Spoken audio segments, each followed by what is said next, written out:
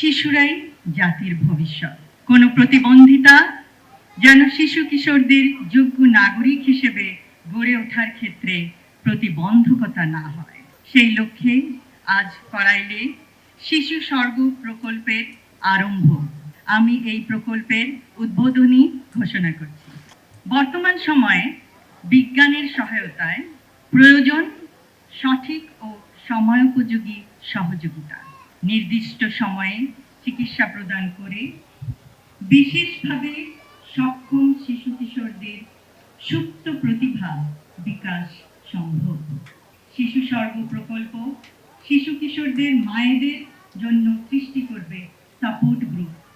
আত্মবিশ্বাসী পারবে বিষণ্ণতার অন্ধকার থেকে মা ও শিশুকে উজ্জ্বল স্বাবলম্বী ভবিষ্যতের দিকে এগিয়ে নিতে। প্রতিবন্ধী বান্ধব জাতীয় নাগরিক সেবা গঠনের প্রয়াস। আমরা কিছুক্ষণ আগে শুনলাম বাসে, ট্রেনে, লঞ্চে বিনা ভাড়ায় প্রতিবন্ধী ব্যক্তিদের যাতায়াতের বিধান করা হবে। ঈদ লাগছে মনে, খুশির জোয়ার সবখানে, আর ঈদ লাগছে মনে, বিকাশ পেমেন্ট সবখানে।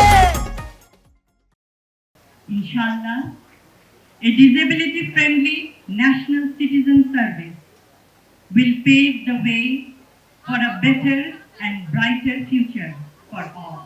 শারীরিক বা মানসিক প্রতিবন্ধকতা যেন সুস্থ থাকার অন্তরায় না হয়, নিশ্চিত করতে হবে সবখানে তাদের সহজ প্রবেশাধিকার এবং মর্যাদা। সবশেষে আমি শিশু স্বর্গ প্রকল্পের সাথে জড়িত সকল সদস্যকে জানাই আমার আন্তরিক ধন্যবাদ।